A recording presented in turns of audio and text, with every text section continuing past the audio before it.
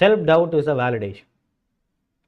எனக்கான வேலிடேஷன் அப்படிங்கிறது இந்த சமுதாயங்கிறது ஒரு நார்மலாக ஒரு ப்ராசஸ் பண்ணி ஒரு படித்து பரீட்சை எழுதி மார்க் வாங்கி இந்த மாதிரியான ஒரு விஷயத்தை என்னால் நார்மலாக செய்ய முடியல. இங்கே என்னால் கோஆப்ரேட்டிவாக இருக்க முடியல.